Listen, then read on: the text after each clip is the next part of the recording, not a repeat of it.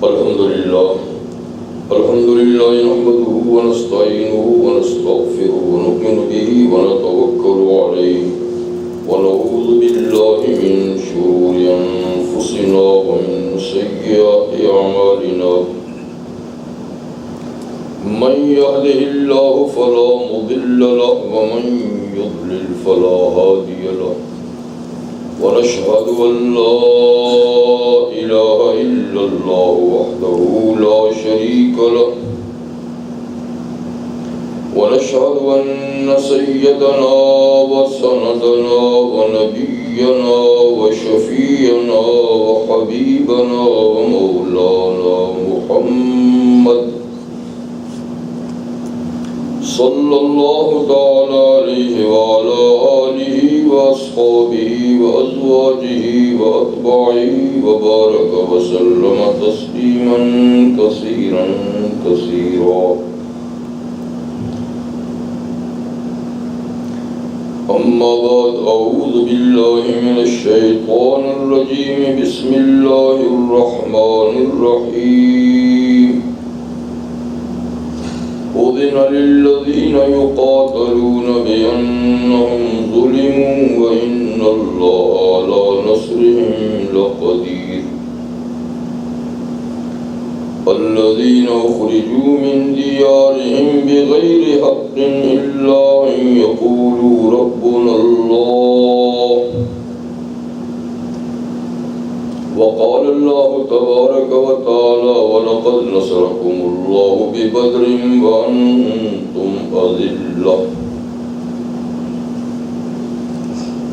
صدق الله وصدق رسوله النبي الكريم ونحن على ذلك لمن الشاهدين والشاكرين والحمد لله رب العالمين. گرامی قدر حضرات، سورہ حج کی ایک آیہ کریمہ کا حصہ اور سورہ آل عمران سے ایک آیہ کریمہ کا حصہ آپ کے سامنے تلاوت کیے گا. ارشاد ہے، ان لوگوں کو اجازت دے دی گئی جن سے لڑا جاتا تھا، یعنی اپنا بدلہ لینے کی ان کو اجازت دے دی گئی، اس لیے کہ وہ مظلوم تھے اور اللہ ان کی مدد کرنے پر قادر ہے. یہ وہ مظلوم لوگ ہیں جن کو اپنے وطن سے بے وطن صرف اس جرم کی پاداش میں کیا گیا کہ وہ اللہ کو اپنا رب کہتے تھے. ان کا اور کوئی قصور نہیں تھا، صرف عقیدہ تھا کہ وہ کہتے تھے اللہ ہمارا رب ہے. تو اس وقت ان کو دفاع کی اجازت نہیں تھی، پر اب ان کو دفاع کی اجازت دے دی گئی، اس لیے کہ اگر مظلوم کو ظالم کے خلاف اجازت نہ دی جائے تو زمین میں فساد پیدا ہو جائے. لَأُدِّمَتْ صَوَامِعُ، کوئی چرچ باقی نہیں رہے گا. وَبِيَعٌ، کوئی یہودیوں کی عبادت گاہ بھی سلامت نہ رہے گی، کوئی ہندوؤں کا مندر بھی نہیں رہے گا. وَمَسَاجِدُ، اور نہ مسلمانوں کی مسجدیں رہیں گی. یُذْکَرُ فِی اسْمُ اللَّہِ کَثِیرًا، جن میں بکثرت اللہ کا نام لیا جاتا ہے.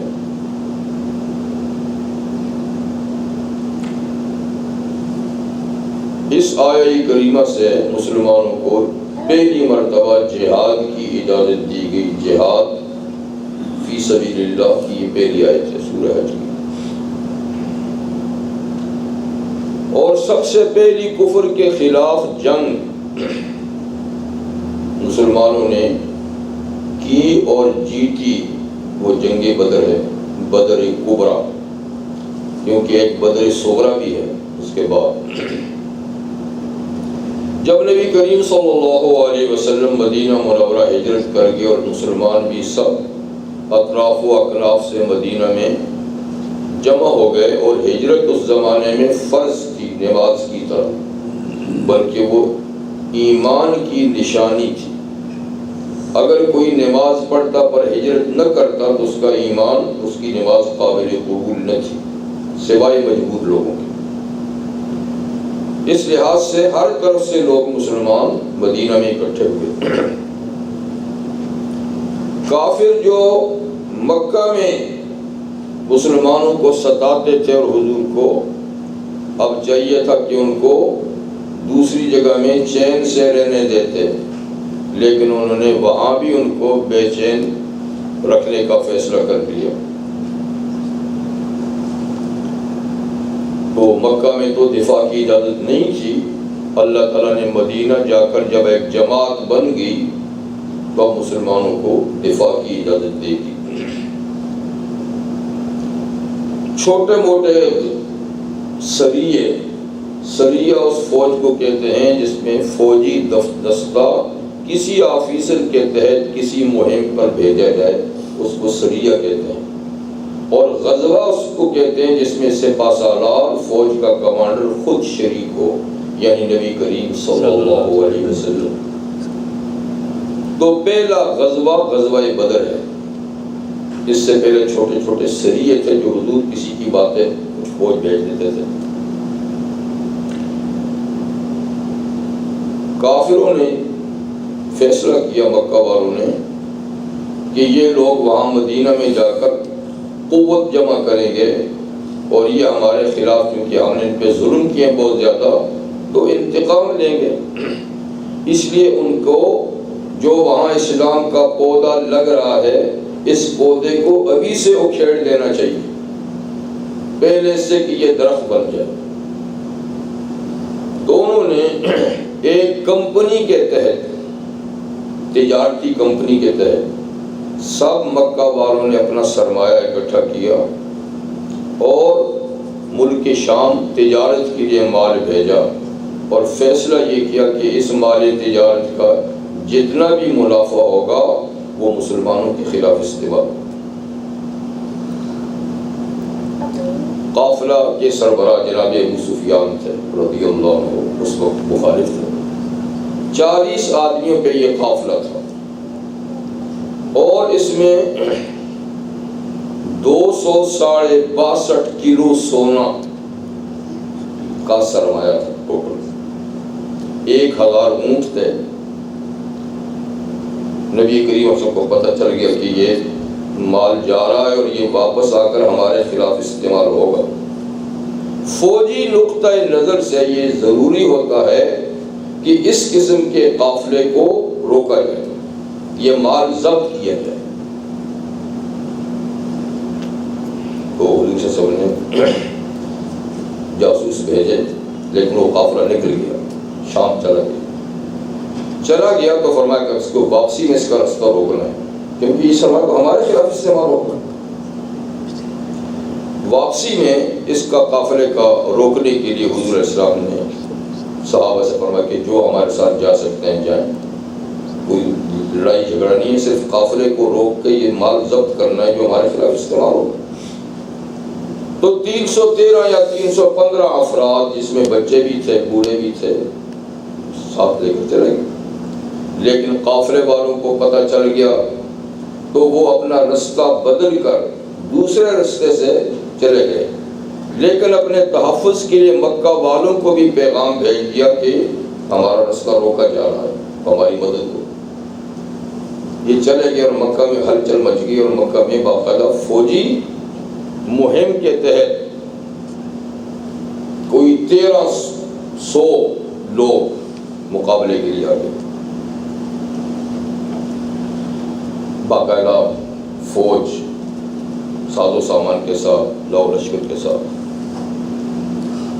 نبی کریم علیہ السلام کو پتہ چل گیا کہ قافلہ نکل گیا ہے اور اب مقابلے کے لیے فوج آئی ہے، تو صورتحال تبدیل ہوگی۔ تو آپ نے صحابہ سے بدلتی ہوئی صورتحال پہ مشورہ لیا کہ اب کیا کرنا چاہیے۔ مہاجرین نے تو بیک زبان کہا کہ جو آپ کا فیصلہ ہے وہ ہمارا فیصلہ ہے۔ انصار خاموش تھے تو حضور نے ان سے رائے لی، تو انہوں نے بھی ایسے ہی جواب دیا کہ آپ بے فکری کے ساتھ جو فیصلہ کریں گے ہم آپ کے ساتھ۔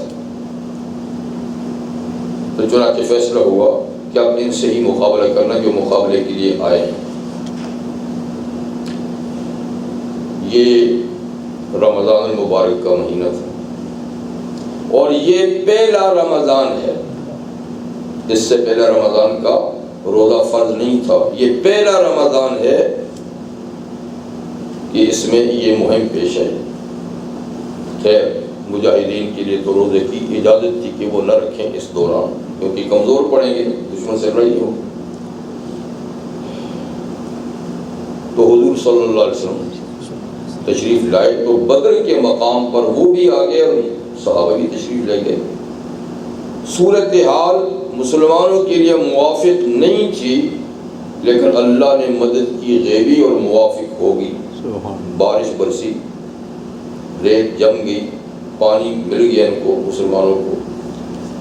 بہرحال میں ابھی لمبی بات تو اس میں نہیں کر سکتا، بڑی تفصیلی بات، لیکن اختصار سے رحمت عالم صلی اللہ علیہ وسلم نے آپ کے لیے ایک چھپر بنایا گیا اور اس کے نیچے بیٹھ کے ساری رات آپ نے دعا مانگی، نماز کی دعا مانگی۔ صحابہ کا کہا کہ تم سو جاؤ کیونکہ صبح جنگ ہونی ہے۔ اور اتفاق سے یہ جمعے کی رات تھی اور کل جمعے کو جنگ ہونی ہے، اور بالکل آج کی ڈیٹ فکس ہے 17 رمضان۔ تو 17 رمضان مبارک کی رات کو ساری رات حضور نے دعا مانگی، اور صبح 17 رمضان جمعے کا دن تھا اور اس میں مقابلہ ہوا۔ آج بھی 17 رمضان ہے۔ تو بہرحال اللہ تعالیٰ نے کامیابی عطا فرمائی دشمن کے مقابلے میں۔ 70 سردار ان کے مارے گئے، 70 قید ہوئے، اور بڑی مقدار میں مال غنیمت مسلمانوں کو حاصل ہوا۔ اسی کا اللہ تعالیٰ ذکر فرماتے ہیں وَلَقَدْ نَصَرَكُمُ اللَّهُ بِبَدْرٍ وَأَنْتُمْ أَذِلَّةٌ۔ اللہ تعالیٰ نے بدر کے مقام پہ تمہاری مدد کی ہے مسلمانوں، اور تم کمزور تھے، تمہاری تعداد بھی کم تھی، تمہارے پاس ساز و سامان بھی نہیں تھا، تربیت یافتہ فوج بھی نہیں تھی، بس اللہ نے مدد کی، فرشتے بھیجے، اللہ تعالیٰ نے فرشتے بھیجے آسمان سے۔ اگر یہ فرشتے لڑے نہیں، لیکن مطلب ہے کہ ان کی وجہ سے مسلمان کوئی قوت اور طاقت پیدا ہوئی، ان کے حوصلے بلند ہوئے۔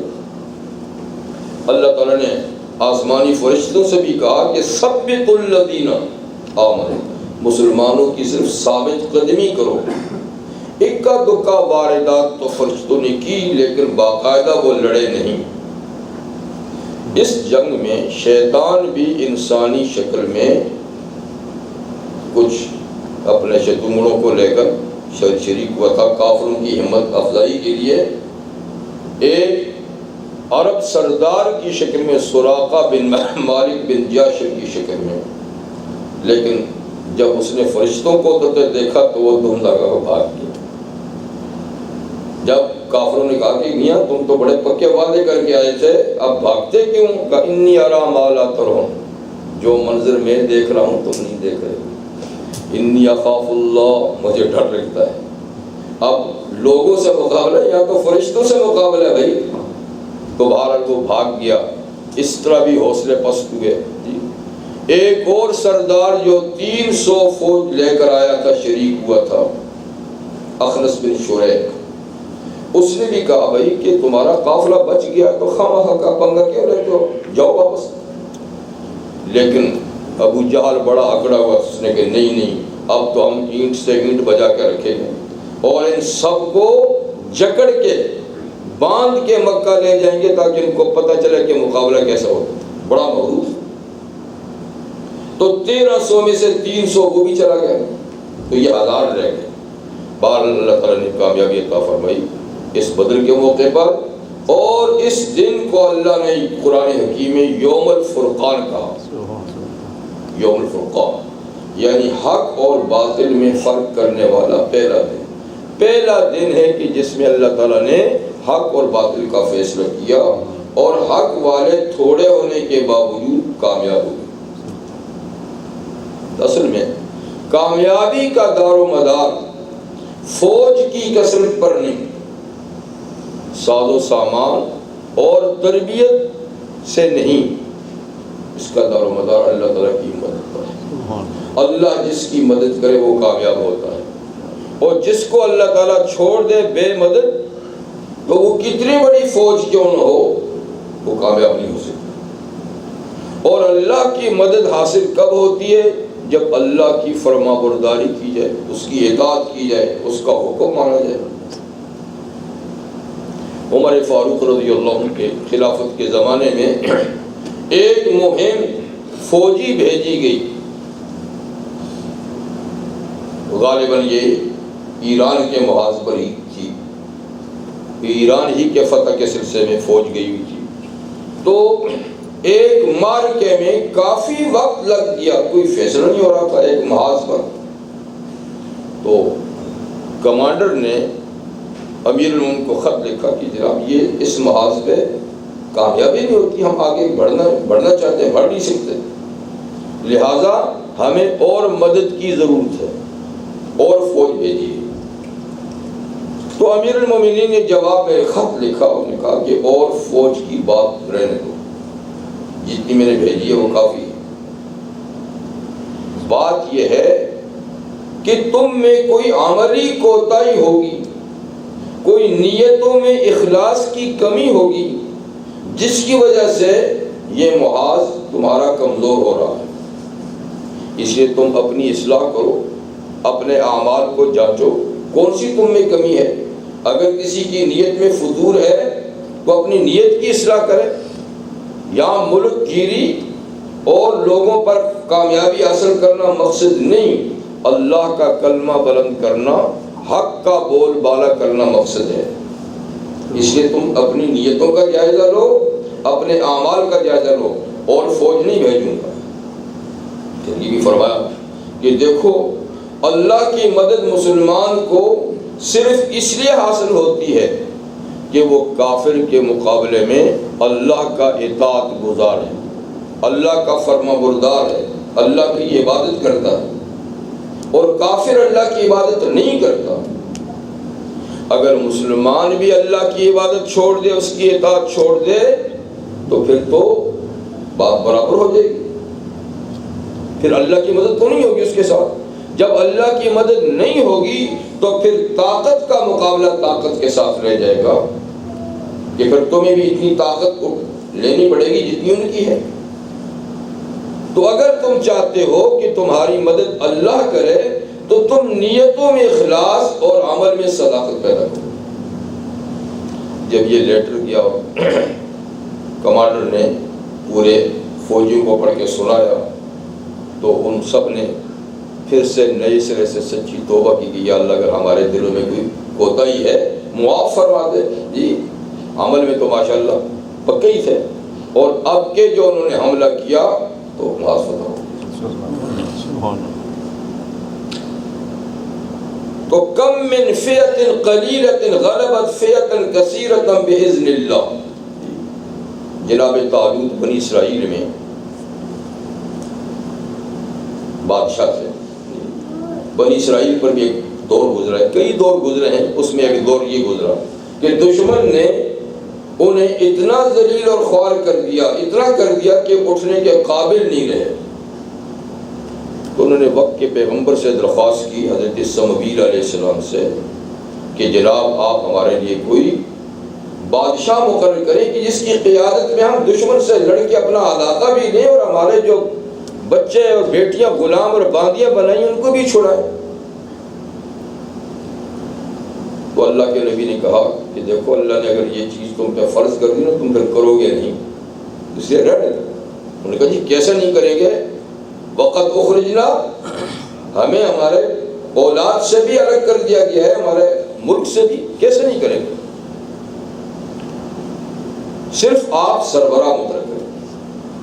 انہوں نے اللہ کے حکم سے جناب طالوت کو جو ایک معمولی قوم کا فرد تھا، لیکن ماشاءاللہ تعلیم یافتہ صحت مند تجربہ کار بادشاہ مقرر کیا تو انہوں نے اعتراض کر دیا، انا یکون لہ الملک علینا ونحن احق بالملک، جناب یہ کس آدمی کو آپ نے ہم پر سربراہ مقرر کیا؟ چودھری ہم ہیں، ملک وڈیرے خان ہم ہیں، ہمارے ہوتے ہوئے طالوت چھوٹی قوم کا آدمی یہ کیسے ہمارا سربراہ ہوگا؟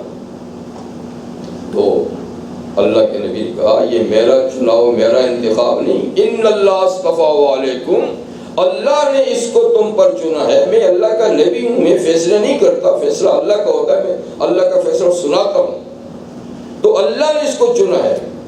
باقی رہی بات قوم کی، برادری کی، مال کے کم بڑے ہونے کی، وَزَادَهُ بَسْطَةً فِي الْعِلْمِ وَالْجِسْمِ، اللہ نے اس کو جسم بھی ماشاءاللہ تمہاری مقابلے میں اچھا دیا ہے اور علم بھی دیا ہے، اور یہی چیزیں چاہیے ایک کمانڈر کے لیے۔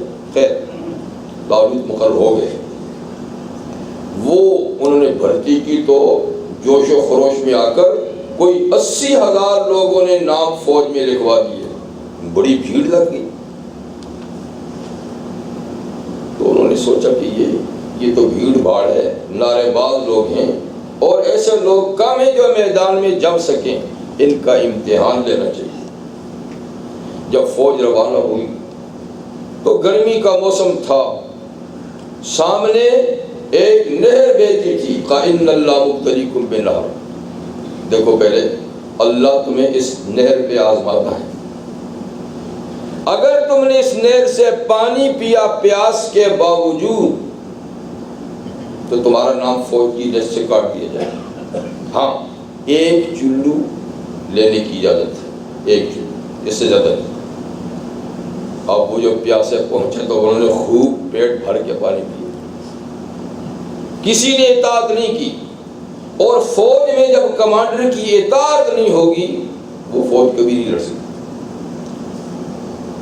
اب وہ پانی پیا، تھکے مادے تھے، سب دراز ہو گئے، لیٹ گئے، سست اور کاہل ہو گئے، صرف 313 آدمی جو تھے انہوں نے بات مانی اور انہوں نے پانی نہیں پیا۔ ان کا باقی واپس جو 313 چھوٹی سی جماعت کو لے کر گیا، آگے جالوت حکمران تھا، بڑا زبردست طاقتور، فوج بھی بڑی تھی۔ جب ان غریبوں نے، تھوڑے سے لوگوں نے اس کی بڑی فوج کو دیکھا تو کہا لا طاقت لنا اليوم بجالوت، جناب جالوت سے کون لڑ سکتا ہے؟ اپنے سربراہ سے کہا جناب طالوت اس سے کون لڑ سکتا ہے؟ سر سے پاؤں تک تو یہ لوہے میں خود ڈوبا ہوا ہے جی، پھر ہر فوجی بھی اور پھر اسلحے بھی، ہم تو نہتے اور خالی ہیں۔ لیکن ان میں جو ایماندار تھے، جن کی نظر مادیت پہ نہیں تھی، جن کی نظر اللہ کی ذات پہ تھی، ان کا فکر مت کرو، کم من فئۃ قلیلۃ غلبت فئۃ کثیرۃ باذن اللہ کا تاریخ میں دیکھو کئی مرتبہ چھوٹی جماعت بڑی جماعت پہ غالب آئی ہے تاریخ میں، اور اللہ تعالیٰ جس کی مدد کرتے ہیں بس وہی کامیاب ہوتا ہے۔ تم اللہ پہ نظر رکھو، اس کو چھوڑو۔ تو اس فوج میں حضرت داؤد علیہ السلام بھی شریک تھے، داؤد کی فوج، اور یہ بچے تھے باپ کے ساتھ، بھائیوں کے ساتھ، یہ باقاعدہ کوئی فوجی کی حیثیت سے نہیں آئے تھے بلکہ ان کی مدد کے لیے آئے تھے۔ لیکن بہرحال اللہ تعالیٰ نے فیصلہ انہی کے ہاتھوں کرانا تھا، اور آگے چل کر حکومت اور نبوت بھی ان کو دینی تھی۔ تو انہوں نے اپنی گوپن جو بکریاں چلاتے وقت ساتھ رکھی ہوئی تھی، اور 3 پتھر لیے ہوئے تھے، اور کوئی اسلحہ بھی نہیں تھا۔ جب جالوت نے اپنا مقابل طلب کیا سب سے پہلے کہ پہلے میرے مقابلے میں کوئی آئے پھر بعد میں فوج لڑے گی، تو طالوت نے داؤد کو کہا کہ بھائی کیا خیال ہے؟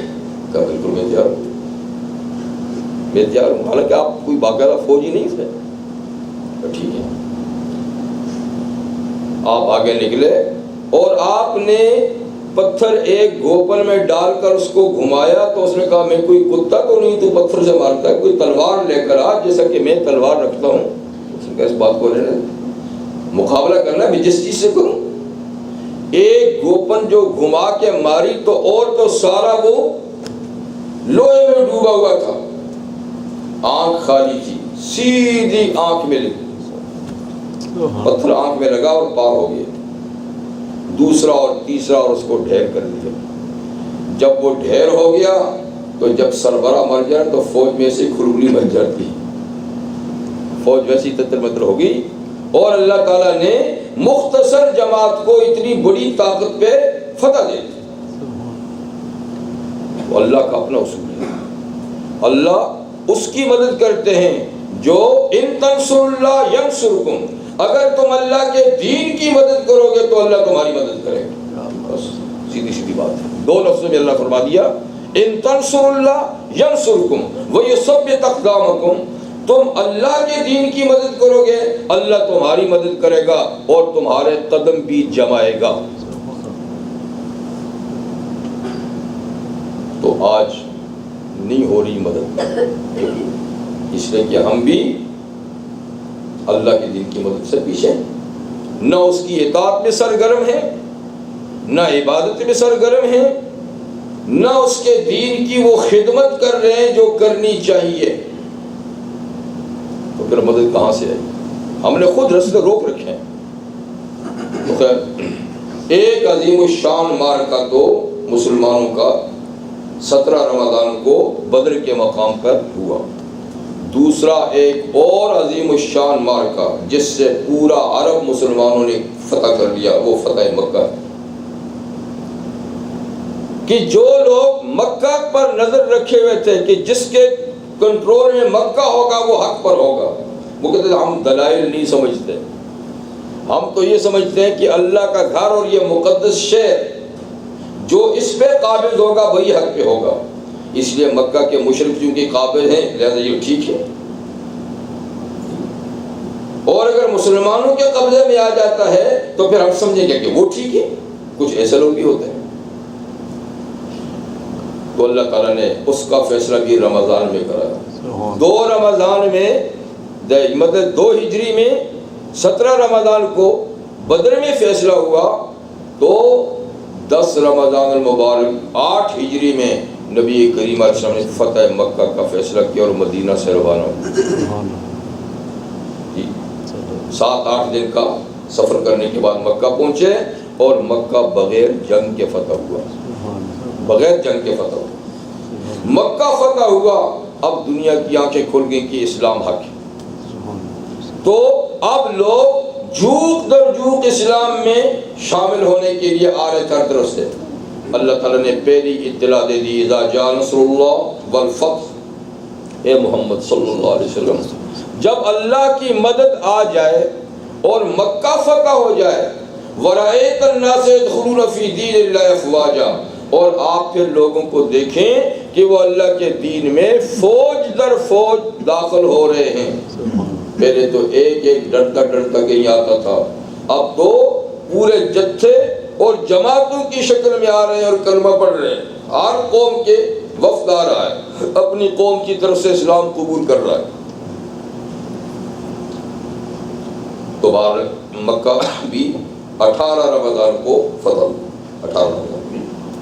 تو یہ 2 اہم واقع فتوحات کے اس ماہ مقدس میں ہوئے. لیکن اسی ماہ میں واقعات تو تاریخ کے اندر بے شمار ہیں, خوشی کے بھی کئی آئے, غم کے بھی کئی آئے. اسلامی تاریخ میں یہ 2 اہم واقع تو فتوحات کے ہوئے, لیکن 21 رمضان کو حضرت علی رضی اللہ عنہ کی شہادت کا واقعہ ہوا. اسی مہینے کی 21 تاریخ کو خلیفہ رابع, چوتھے خلیفہ امیر المومنین حضرت علی رضی اللہ عنہ ایک خارجی کے ہاتھوں شہید بھی ہوئے. تو بہرحال یہ دنیا تو جگہ ایسی ہے کہ یہاں خوشی بھی آتی ہے, غم بھی آتے ہیں, اور کبھی ایک ہی دن میں کسی کے لیے خوشی ہوتی ہے کسی کے لیے غم. خدا دیتا ہے جن کو عیش ان کو غم بھی ہوتے ہیں, جہاں بچتی ہیں شانیاں وہاں ماتم بھی ہوتے ہیں. بہرحال رمضان المبارک کا یہ مہینہ اب آدھے سے زیادہ ہو گیا ہے. اور جب اگلا جمعہ آئے گا تو پھر قریب الختم ہو جائے گا. کبھی اس کی آمد تھی اور اب اس کے خاتمے کی تیاریاں ہو رہی ہیں. صبح ہوتی ہے، شام ہوتی ہے، عمر یوں ہی تمام ہوتی ہے. کہتے ہیں یسر المرء ما ذهب الليالي وكان ذهابهن له ذهابا. کہتے ہیں کہ آدمی وقت گزرنے پہ خوش ہوتا ہے. عید آ رہی ہے تو خوشی ہو رہی ہے، عید آ رہی ہے، عید آ رہی ہے، جی خوش ہو رہے ہیں. لیکن یہ نہیں سوچتے کہ وقت گزرنے کے ساتھ ساتھ عمر بھی تو گزر رہی ہے. وَكَانَ ذِهَابُهُنَّ لَهُ ذِهَابًا، اور وقت گزرنے کے ساتھ یہ بھی تو گزر رہا ہے. اتنے دن رہ گئے، اتنے دن رہ گئے، تو اتنے دن جب گزریں گے تو آپ کی زندگی کی بھی تو گھٹ جائیں گے. لیکن بس انسان ہے، امیدوں پر چل رہا ہے اور جو سلسلہ گزر رہا ہے اس کی طرف توجہ نہیں کہ میری عمر بھی تو گھٹ رہی ہے، میرے دن بھی تو کم ہو رہے ہیں.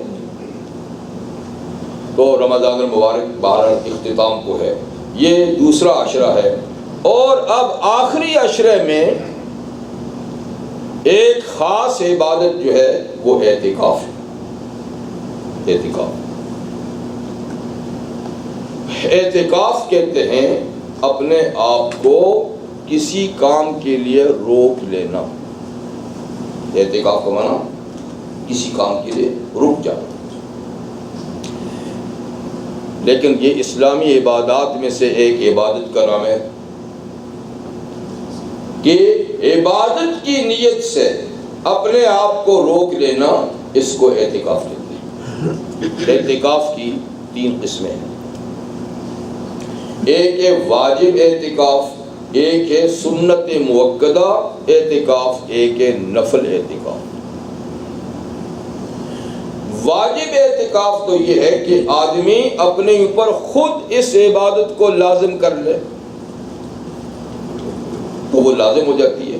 یعنی ایک عبادت جو اللہ نے مقرر نہیں کی، آپ اس کو اپنے اوپر خود مقرر کر لیں تو یہ بھی آپ پہ لازم ہو جائے گی، واجب ہو جائے گی.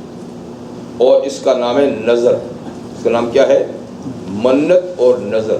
یعنی کوئی آدمی اعتکاف کی نظر مان لے، منت مان لے تو اعتکاف واجب اور ضروری ہو جاتا ہے. اور یہ منت جو مانی جاتی ہے پھر یہ 2 طرح ہے، ایک مشروط، ایک غیر مشروط. یعنی ایک منت یہ ہے کہ آپ بغیر کسی کنڈیشن، بغیر کسی شرط کے کہتے ہیں کہ مجھ پر اللہ کی رضا کے لیے 2 دن کا اعتکاف ہے. جب آپ نے یہ کہہ دیا تو اب 2 دن کا اعتکاف آپ پر لازم ہو گیا، ضروری ہو گیا.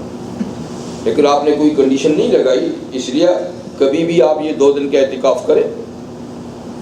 ایک یہ ہے کہ اللہ نے مجھے ملازمت دی تو میں 4 دن کا اعتکاف کروں گا، یا میں بیمار ہوں یا میرا فلاں عزیز بیمار ہے، اگر اس کو تندرستی ملی تو میں اتنا اعتکاف کروں گا.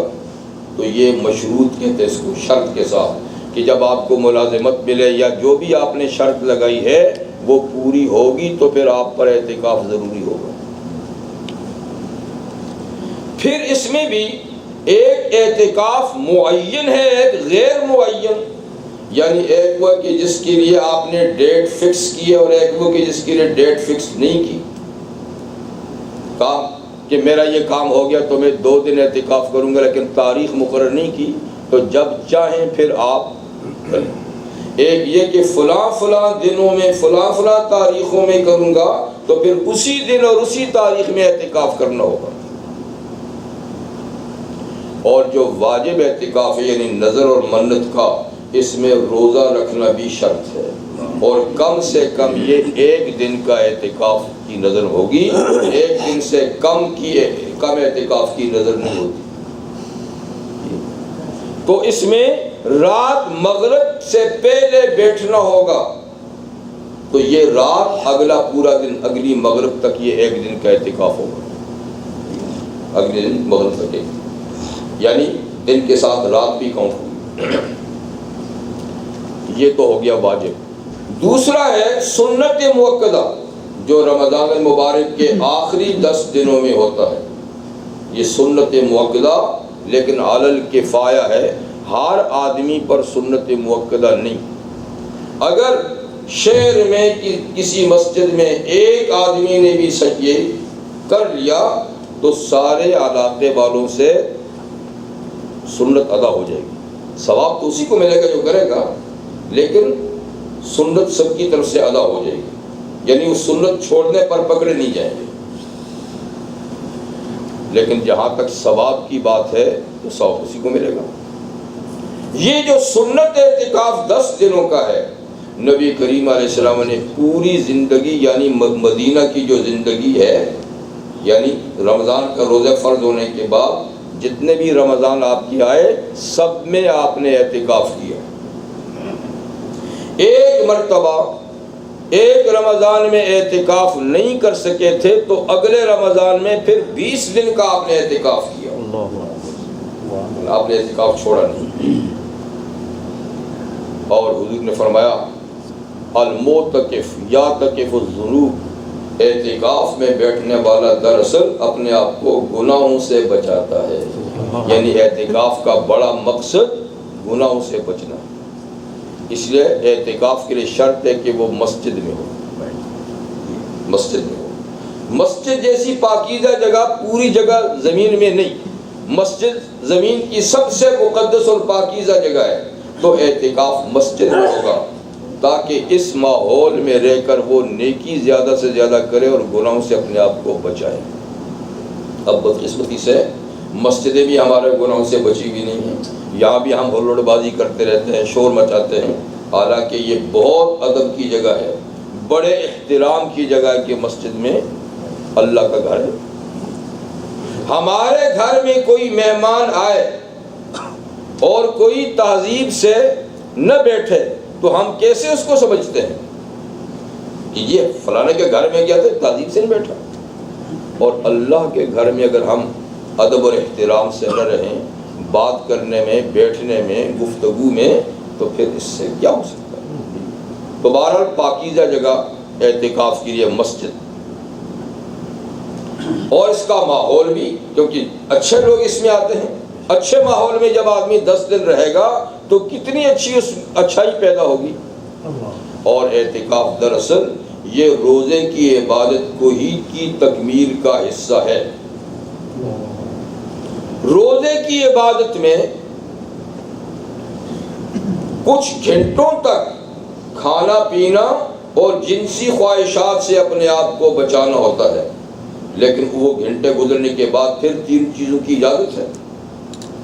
لیکن اعتکاف میں جنسی خواہشات کی اجازت ہی نہیں ہے.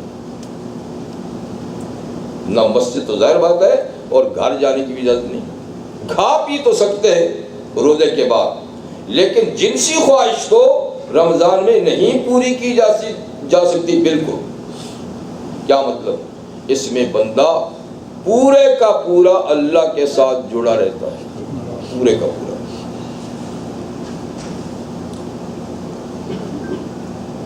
اس کی کئی حکمتیں اہل علم نے لکھی ہیں.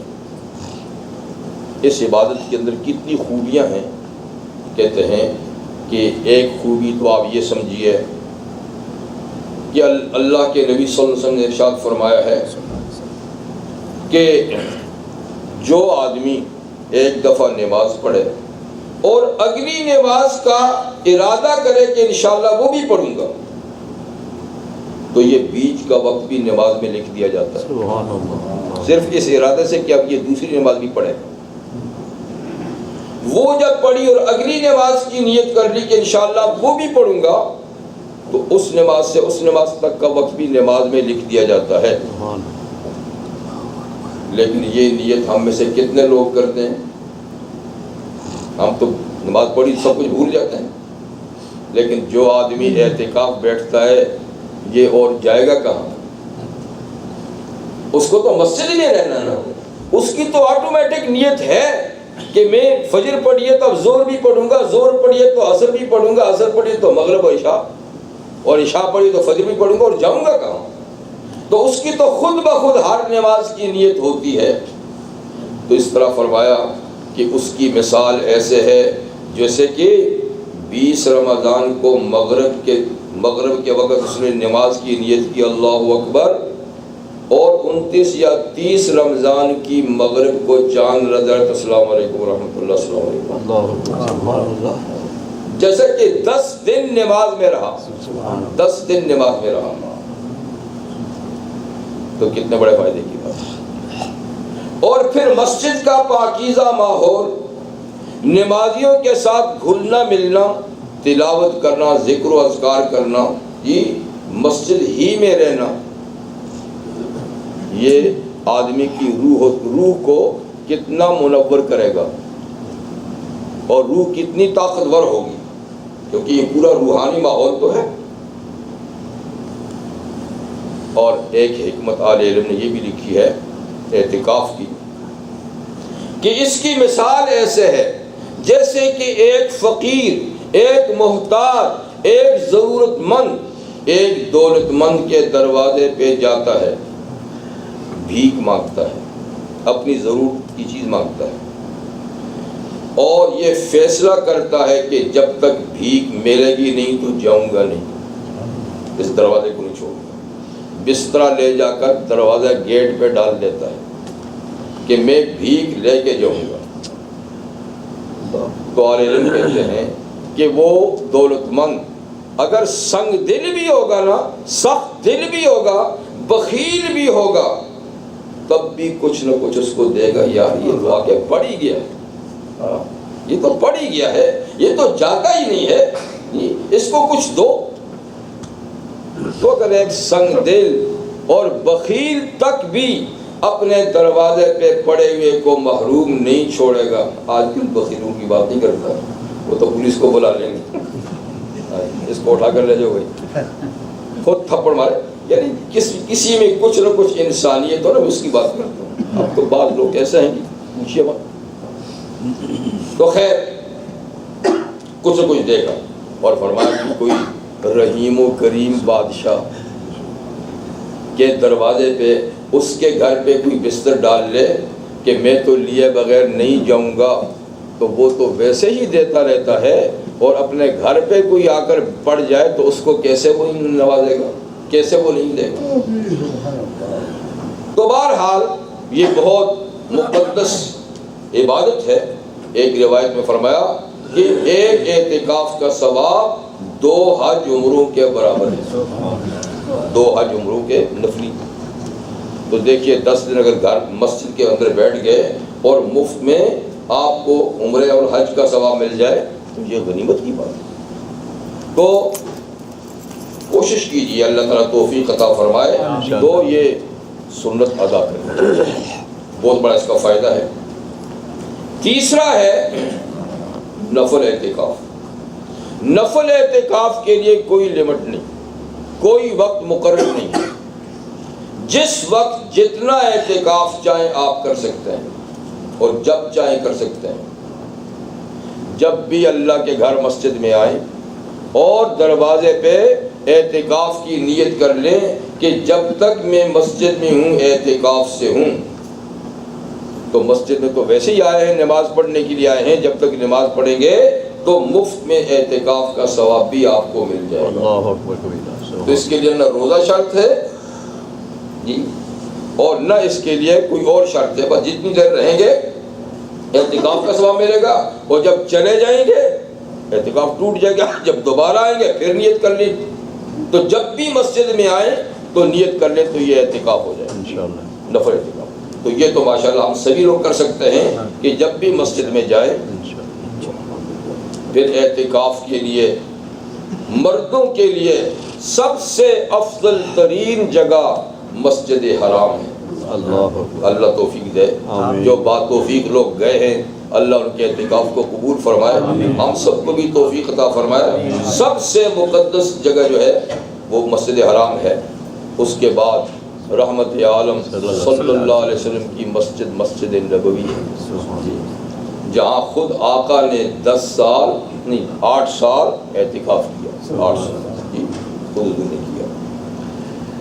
تیسرے نمبر پر مسجد اقصی ہے، القدس۔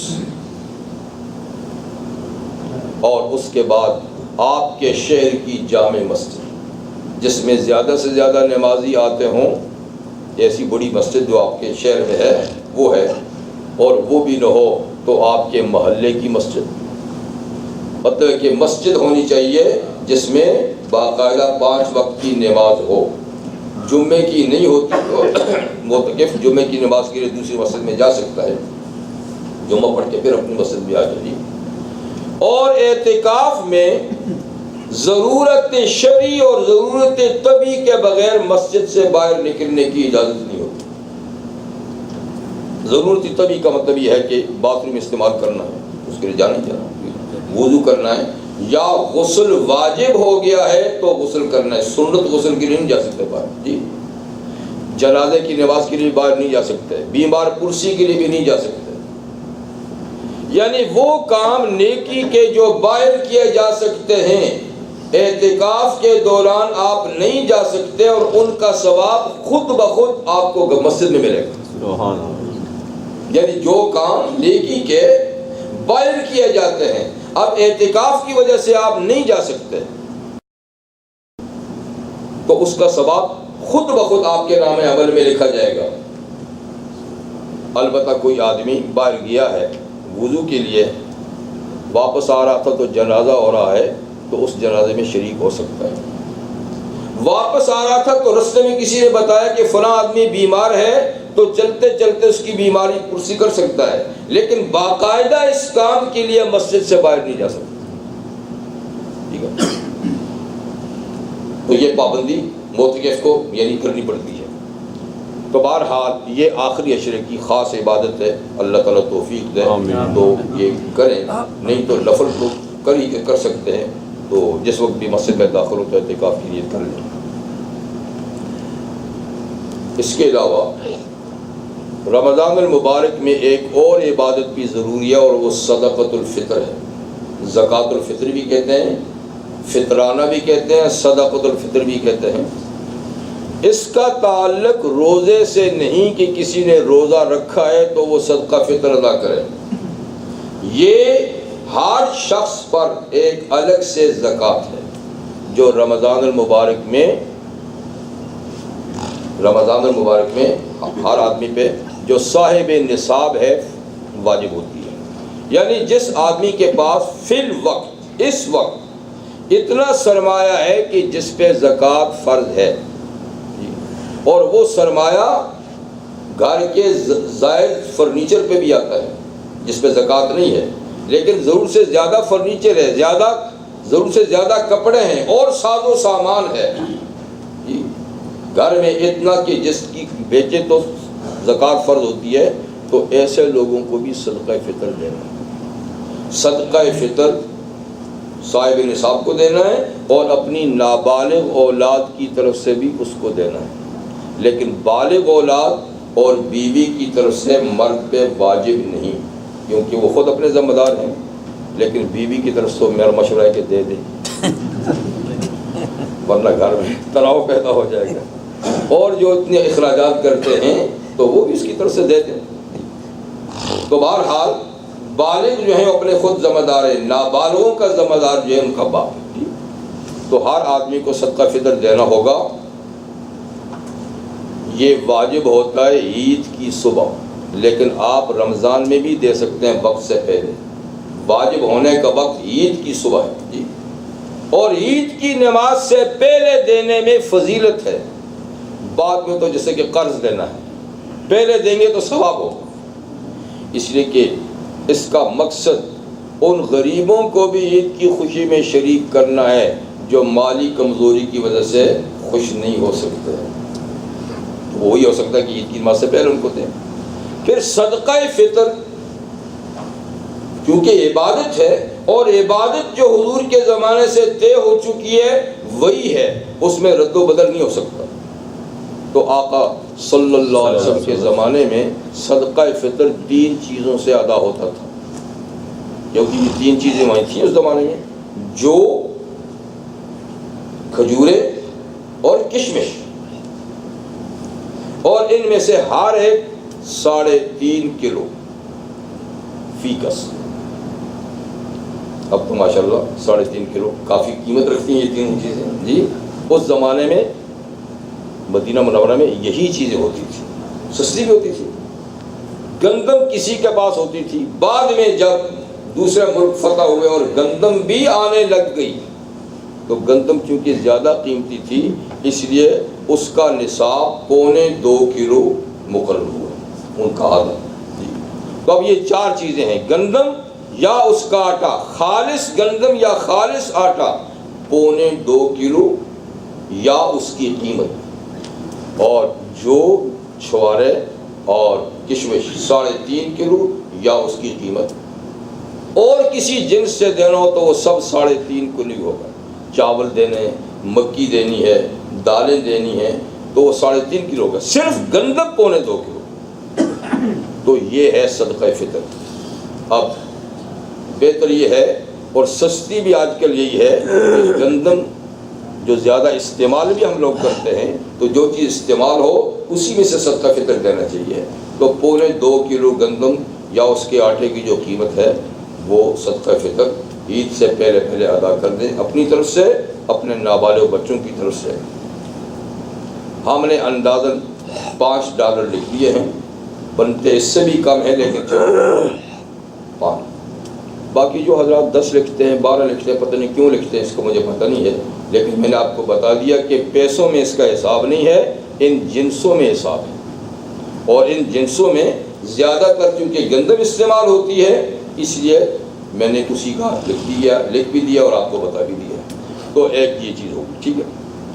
اس کے علاوہ انشاءاللہ اگلے فرائیڈے جو ہے وہ آخری جمعہ ہوگا رمضان المبارک کا, اور ہمارے ہاں جو یہاں تراویح کا انتظام ہوتا ہے تو اگلے جمعے کے دن گزر کے ہفتے کی رات کو قرآن مجید ختم ہو جائے گا یہاں پر. آپ سب حضرات کو میری طرف سے دعوت ہے, آپ خود بھی تشریف لائیں, اپنی فیملی کو بھی لائیں, اور مغرب سے پہلے آ جائیں. افطاری بھی ہمارے ساتھ کریں, پھر اس کے بعد کھانا بھی ہمارے ساتھ کھائیں جی سینٹر کی طرف سے, اور پھر نماز پڑھنے کے بعد ہم کچھ عشاء کی نماز تک جو بیان ہوگا وہ کر دیں گے. عشاء کی نماز پڑھ کر پھر جو بقایا تراویح ہے وہ ختم ہو جائے گی, پھر دعا ہو کر آپ فارغ ہو جائیں گے. تو تراویح کے بعد کوئی پروگرام نہیں ہوگا جی, مغرب اور عشاء کے درمیان پروگرام ہوگا. تو آپ کو دعوت ہے, انشاءاللہ آپ تشریف لائیں. اللہ تعالیٰ آپ کو جزائے خیر عطا فرمائے, اور ہمارے سینٹر کے لیے بھی خیال رکھے. دعا کرے اللہ تعالیٰ ہمیں ایسی جگہ عطا فرمائے جو باقاعدہ ہمارے پاس ہو. اس وقت تو ہم نے یہ جگہ رینٹ پہ لے رکھی ہے, لیکن باہر پرائی جگہ تو پرائی ہی ہوتی ہے. اللہ تعالیٰ ہمیں اپنی جگہ عطا فرمائے, جس وقت جو چاہیں پروگرام کرتے رہے. وآخر دعوانا الحمدللہ رب العالمین.